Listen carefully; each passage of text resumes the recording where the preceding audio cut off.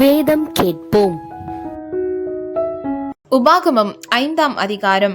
மோசே இஸ்ரவேலர் எல்லாரையும் அழைப்பித்து அவர்களை நோக்கி, இஸ்ரவேலரே, நான் இன்று உங்கள் காதுகள் கேட்க சொல்லும் கட்டளைகளையும் நியாயங்களையும் கேளுங்கள்.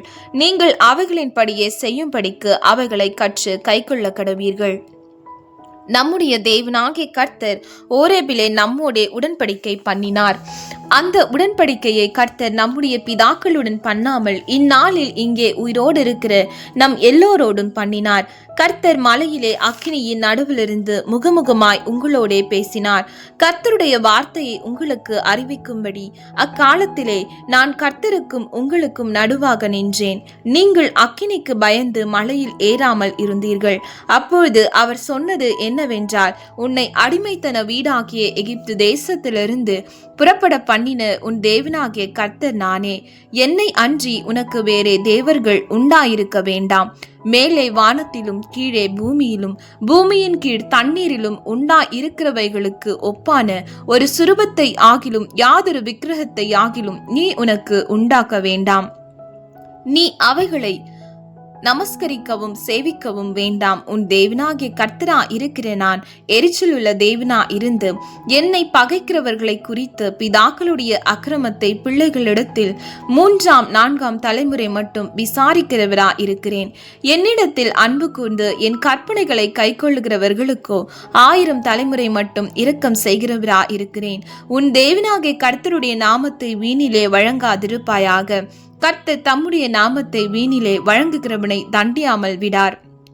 உன் தேவனாகிய கர்த்தர் உனக்கு கட்டளையிட்டபடியே ஓய்வு நாளை பரிசுத்தமாய் ஆசிரிப்பாயாக.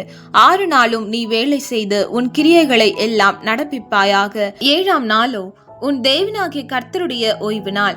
அதிலே நீ ஆனாலும் உன் குமாரன் ஆனாலும் உன் குமாரத்தி ஆனாலும் உன் வேலைக்காரன் ஆனாலும் உன் வேலைக்காரி ஆனாலும் உன் எருதானாலும் உன் கழுதையானாலும் உனக்கு இருக்கிற மற்றெந்த மிருக ஜீவனானாலும் உன் வாசல்களில் இருக்கிற அந்நியனானாலும் யாதொரு வேலையும் செய்ய வேண்டாம்.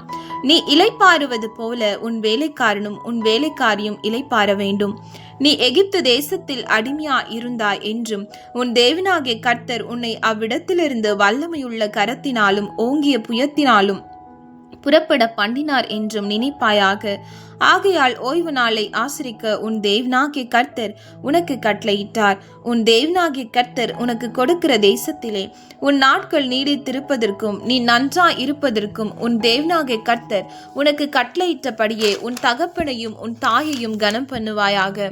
கொலை செய்யாதிருப்பாயாக, விபச்சாரம் செய்யாதிருப்பாயாக, களவு செய்யாதிருப்பாயாக, பிறனுக்கு விரோதமாக பொய் சாட்சி சொல்லாதிருப்பாயாக, பிறனுடைய மனைவியை இச்சியாதிருப்பாயாக, பிறனுடைய வீட்டையும் அவனுடைய நிலத்தையும் அவனுடைய வேலைக்காரனையும் அவனுடைய வேலைக்காரியையும் அவனுடைய எருதையும் அவனுடைய கழுதையும் பின்னும் பிறனுக்குள்ள யாதொன்றையும் இச்சியாதிருப்பாயாக என்றார். இவ்வார்த்தைகளை கர்த்தர் மலையிலே அக்கினியிலும் மேகத்திலும் கார் இருளிலும் இருந்து உங்கள் சபையார் எல்லாரோடும் மகா சத்தத்துடனே சொன்னார். அவைகளோடு ஒன்றும் கூட்டாமல் அவைகளை 2 கற்பலகைகளில் எழுதி என்னிடத்தில் கொடுத்தார். மலை அக்கினியாய் எரிகையில் இருளின் நடுவிலிருந்து உண்டான சத்தத்தை நீங்கள் கேட்டபோது கோத்திர தலைவரும் மூப்பரும் ஆகிய நீங்கள் எல்லாரும் என்னிடத்தில் வந்து, இதோ நம்முடைய தேவனாகிய கர்த்தர் நமக்கு தம்முடைய மகிமையும் தம்முடைய மகத்துவத்தையும் காண்பித்தார். அக்கினியின் நடுவிலிருந்து உண்டான அவருடைய சத்தத்தையும் கேட்டோம். தேவன் மனுஷனோடே பேசியும் அவன் உயிரோடு இருக்கிறதை இந்நாளிலே கண்டோம். இப்பொழுது நாங்கள் சாவானேன், இந்த பெரிய அக்கினி எங்களை பட்சிக்குமே. நாங்கள் இன்னும் நம்முடைய தேவனாகிய கர்த்தரின் சத்தத்தை கேட்போமாகில் சாவோம். நாங்கள் கேட்டது போல அக்கினியின் நடுவிலிருந்து பேசுகிற ஜீவனுள்ள தேவனுடைய சத்தத்தை மாம்சமானவர்களில் யாராவது கேட்டு உயிரோடு இருந்தது உண்டோ? நீரே சமீபித்து போய் நம்முடைய தேவனாகிய கர்த்தர் சொல்வதை எல்லாம் கேட்டு நம்முடைய தேவனாகிய கர்த்தர் சொல்வதை எல்லாம் நீரே எங்களுக்கு சொல்ல வேண்டும். நாங்கள் கேட்டு அதன்படியே செய்வோம் என்றீர்கள். நீங்கள் என்னோட பேசுகையில் கர்த்தர் உங்கள் வார்த்தைகளை கேட்டு கர்த்தர் என்னை நோக்கி, இந்த ஜனங்கள் உன்னோடே சொன்ன வார்த்தைகளை கேட்டேன். அவர்கள் சொன்னது எல்லாம் நன்றாய் சொன்னார்கள்.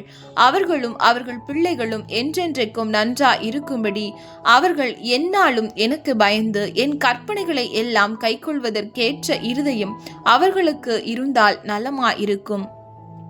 நீ போய் உங்கள் கூடாரங்களுக்கு திரும்பி போங்கள் என்று அவர்களுக்கு சொல்.